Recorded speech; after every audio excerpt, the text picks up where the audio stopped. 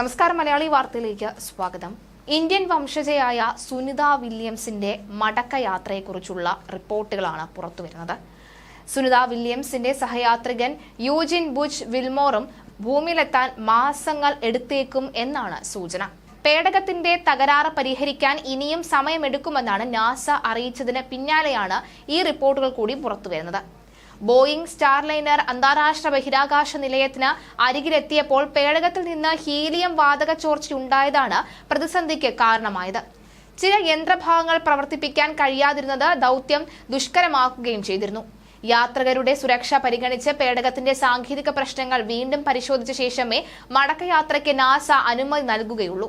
പലവട്ടം മാറ്റിവെച്ച ശേഷം ജൂൺ 5-നാണ് ഈ സ്റ്റാർലൈനർ ബഹിരാകാശത്തേക്ക് തിരിച്ചത്. നാസയുടെ കൊമേഴ്ഷ്യൽ ക്രൂ പദ്ധതിയുടെ ഭാഗമായിട്ടുള്ളതാണ് ഈ സ്റ്റാർലൈൻ വിക്ഷേപണം. വാണിജ്യ ആവശ്യങ്ങൾക്കായി സ്റ്റാർലൈൻ എങ്ങനെ ഉപയോഗിക്കാം എന്നതിനെക്കുറിച്ചാണ് നാസയുമായി ചേർന്നുള്ള പരീക്ഷണം. നാസയുടെ ഈ ദൗത്യത്തിന് പേര് നൽകിയിരിക്കുന്നത് ക്രൂ ഫ്ലൈറ്റ് ടെസ്റ്റ് എന്നാണ്. ലോകമെമ്പാടുമുള്ള വിമാനങ്ങൾ, റോട്ടർ ക്രാഫ്റ്റുകൾ, റോക്കറ്റുകൾ, ഉപഗ്രഹങ്ങൾ, മിസൈലുകൾ എന്നിവ രൂപകൽപ്പന ചെയ്യുകയും നിർമ്മിക്കുകയും വിൽക്കുകയും ചെയ്യുന്ന അമേരിക്കൻ ആസ്ഥാനമായിട്ടുള്ള ബഹുരാഷ്ട്ര കോർപ്പറേഷനാണ് ബോയിംഗ് കമ്പനി. ഈ ദൗത്യത്തോടെ ബഹിരാകാശത്തേക്കുള്ള പരീക്ഷണ ദൗത്യത്തിൽ പേടകം പറത്തുന്ന ആദ്യ വനിതയായാണ് സുനിത മാറിയത്. ഇന്ത്യൻ വംശജയായ സുനിത വില്യംസിന്റെ മൂന്നാമത്തെ ബഹിരാകാശ യാത്രയാണിത്.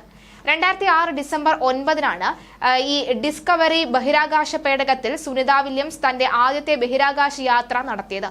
തുടർന്ന് 2012-ൽ അവർ രണ്ടാമത്തെ യാത്ര നടത്തി. നാസയുടെ കണക്കുപ്രകാരം അവർ ബഹിരാകാശത്ത് 322 ദിവസം ചിലവഴിച്ചിട്ടുണ്ട്. 7 ബഹിരാകാശ നടത്തത്തിലൂടെ 50 മണിക്കൂർ 40 മിനിറ്റ് ചിലവഴിച്ച ആദ്യ വനിത ബഹിരാകാശ യാത്രിക എന്ന റെക്കോർഡും സുനിതയ്ക്ക് സ്വന്തമാണ്. ഗുജറാത്തിലെ മഹുസാന ജില്ലയിലെ ജുലാസിനിൽ ജനിച്ച സുനിത പിന്നീട് അമേരിക്കയിലേക്ക് കുടിയേറുകയായിരുന്നു.